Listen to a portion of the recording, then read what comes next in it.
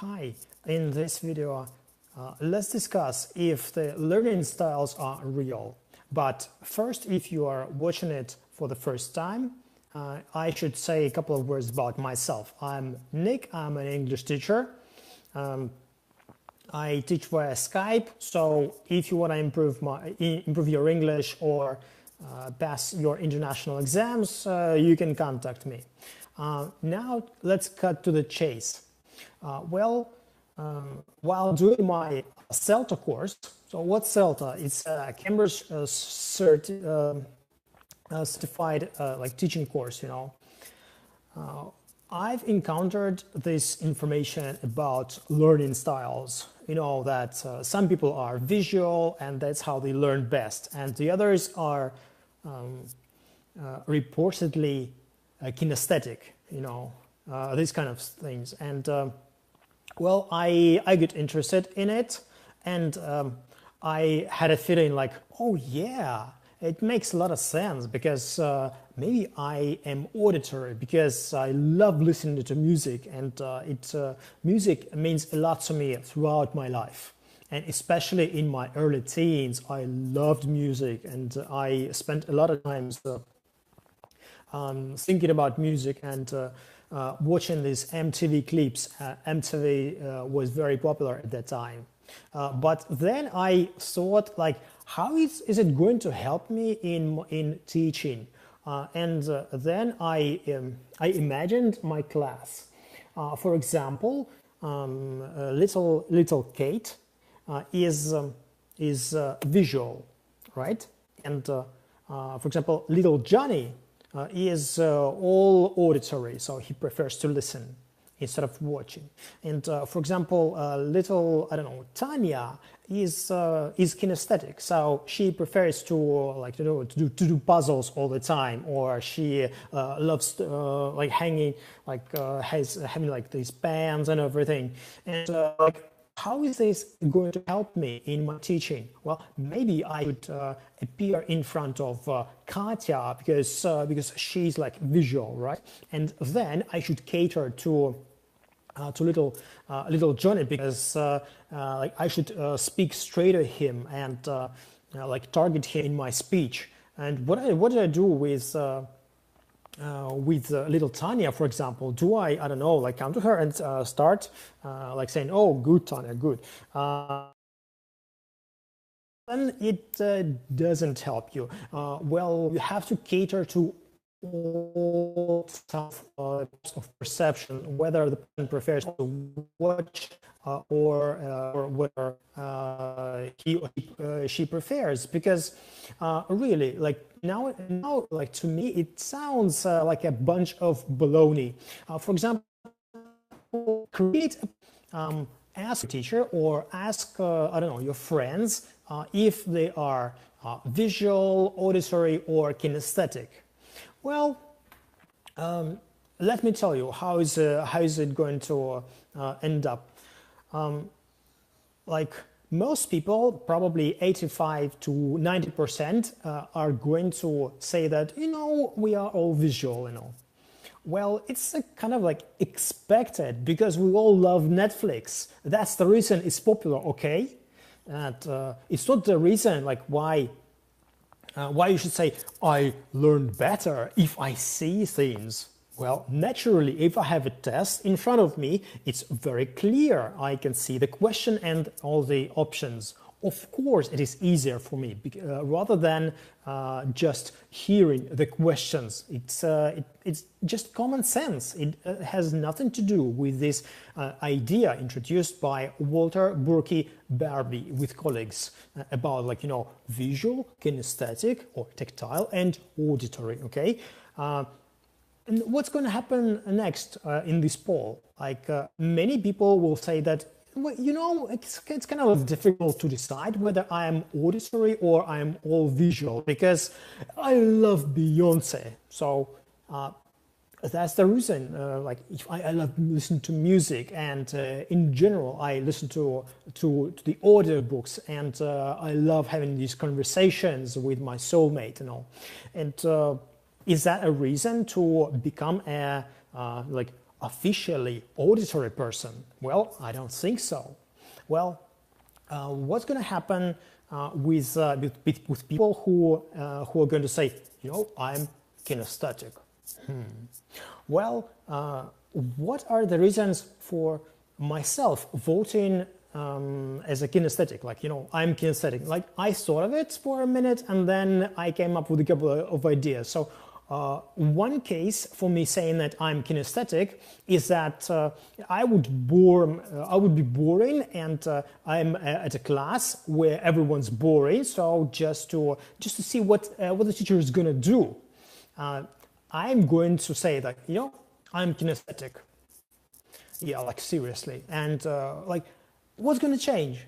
Nothing. Just it's going to become less boring, and the teacher is going to have more data about students. That's it. Okay, what is the other reason for myself voting for kinesthetic? Well, the reason is when I want to show off. Like, I am unique. Look at me, how different I am. Not all of you, this gray mass of all these students that are kind of visual or that are auditory. You're listening to music and watch Netflix, and because of watching, so I'm, like, to show off, I may kind of become a kinesthetic person. And the third reason I want to appeal kinesthetic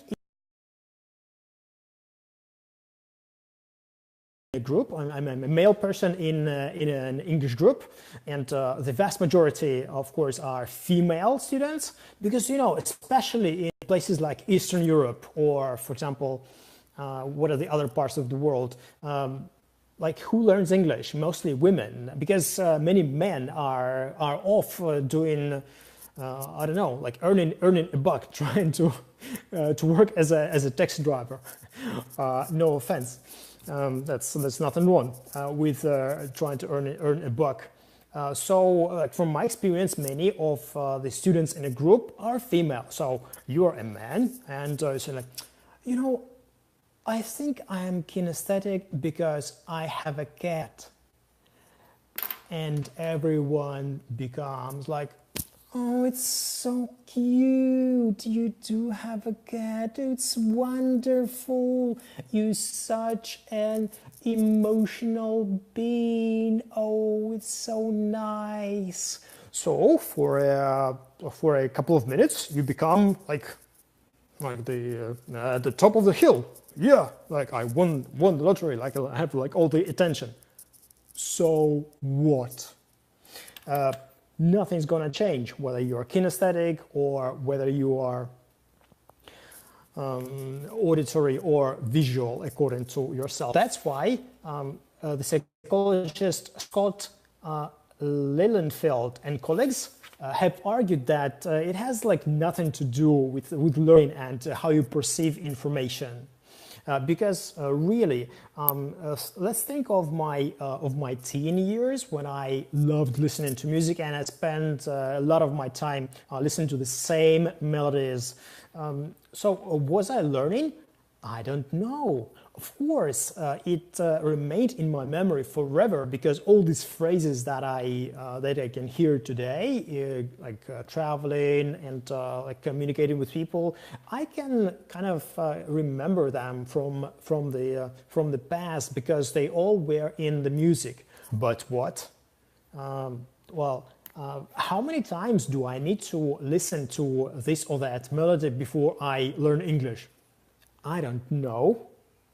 According to the Ebbinghaus learning curve, forgetting curve, unless we repeat 7 or 8 times the same piece of vocabulary or a grammar structure we are studying throughout the months, nothing's going to happen. We are not going to remember it. That's the thing. So, you want to learn English by watching Netflix? Okay, good luck. Yeah. Okay. Well, however, you can disagree with me, but contrary to a popular belief, I would say that like succumbing to this like division into this visual, kinesthetic, and auditory types of learning is the same as hiding in your comfort zone. For example, if is grasping the material, trying to like whether it's visual, whether it's a video, or whether it is an audio, actively engaging in it, so like fully mindful, all in it, motivated, then you're going to learn. Not because it's, oh, you know, it's kinesthetic, I can touch it, ha ha ha. All right. What else I want to say? I want to add something that this model of like kinesthetic and stuff has then like later been developed by Neil Fleming with social learning. So instead of these three, Fleming introduced visual, auditory, and then physical and social learning. So what is social? Social, obviously, what happens when we discuss things as a part of a discussion group at an English lesson. And you probably remember a lot of these things. Like the teacher gives you a question or a paper with this question, and you're supposed to mingle or to find someone who, or just answer and ask questions. Well, social learning, of course, going to help you, because even the communicative approach is very viable nowadays. Although many deem to name it obsolete, still by communicating, by engaging with the others, by becoming the part of the group, taking part in some project, especially if it is like a problem-based learning or project-based learning. So by doing so, it's of course a great way to learn. But this theory has limited application in an English classroom. That's all I wanted to say about learning styles. Thank you for watching. The first thing I will ask you is to please like this video if you did, because social capital is everything we have. And also, tell me what you think about these learning styles. Are they valid, or are they a bunch of baloney? Thank you for watching.